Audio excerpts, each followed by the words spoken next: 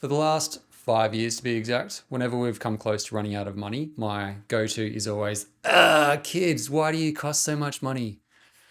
So I've spent the last couple of nights going through our expenses and have found out something really interesting. 2024 has been crazy. I can't remember ever being this busy. I think, what is it now? Mid-April, and I've shot at least 40 days this year.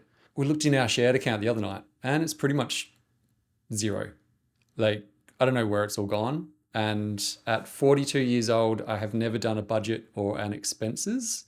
I'm not very good at spreadsheets. That's not one of my skills, but I can enter things and see what it spits out. The outcome of all of these number crunchings over the past couple of nights, hence my lazy eye going that way when I'm tired, has been the kids. I've got my notes just here. Everything that the kids cost us is about 15% of our monthly spend. I'm not going to go into numbers because that's personal and your numbers will be different to mine. But I could have sworn the kids were costing us, 60%. It feels like everything just goes out to the kids. They're awesome. Do you love them? Yeah. They're the ones? Yeah. Let's do it. How much are they? $10. $10, you can afford it. At the start, sure, there was expenses. We needed a cot, we needed clothes, we needed nappies. I think the biggest expense back then was the nursing chair. We ended up at IKEA, spent some $500 on a chair that lasted like both kids. So that's almost 5 years, which is pretty good for a chair, especially when you're in it so much, at least twice a day, nursing kids or trying to get kids to sleep or just exhausted yourself. Like the amount of times that I spent the whole night in that chair holding Finn and Kora, $500 was a dream. Our monthly out-of-pocket expenses is swimming lessons for Kora, kindy for Kora, nappies and wipes for Finn, and food. We do buy a few clothes in there, but generally we've got enough bags of clothes from friends that we don't need to buy clothes ever again. All of those expenses added up, like I said, is about 10 to 15% of our monthly spend. Millie and I are both vegetarian and the kids are following suit. So really the only extra expense that we have is extra milk and yogurt because the kids are dairy fiends, and we just make a bigger meal.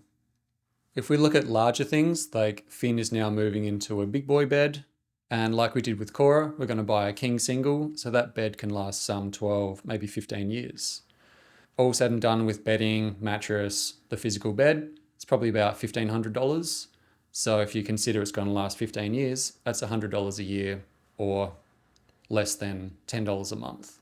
Similar to my camera equipment, I look at long-term things like that as a buy once, cry once.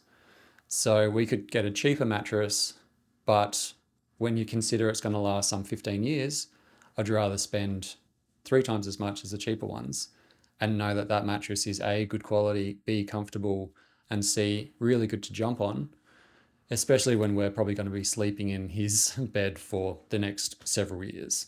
We're done, Dad. We're done. Too many photos. We're done. No secret, today's cost of living is skyrocketing. And as a contrast, I did the expense budget from 2018 when we just moved into the house. Obviously, back then we were eating out whenever we wanted, buying whatever we wanted, and traveling whenever we wanted. When I adjust the monthly spend for inflation, we're only spending about an extra 10% now than what we were spending back then, which again, I thought would be, 40 or 50% more on the kids. Freelancing is feast or famine. There's really no in-betweens. And a lot of my personal stresses come from those financial blues. It's really interesting seeing where our money's going. And even though we are bleeding money each month, one thing I won't skimp on is the kids' happiness. I'm more of an experience sort of person than an object sort of person. I'd rather take the kids to the bridge or to the forest rather than give them whatever it is that they're asking for at the time. But I still don't want to say no all the time. I'm a kid of the 80s, and I'm sure I've heard the stories of our parents paying 18% interest rates for a decade, but I can't remember doing it tough. So in the current climate, if our kids are only costing some 10 to 15% more than pre-kids and pre-COVID and pre-inflation, I'm sure we can do the same. Working out our expenses has been really beneficial for my brain.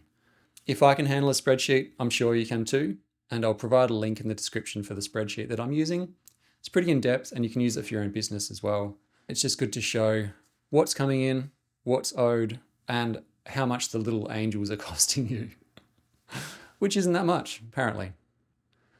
Until they start driving. Oh, God. Who's holding the wheel? Oh, no. Oh, lucky.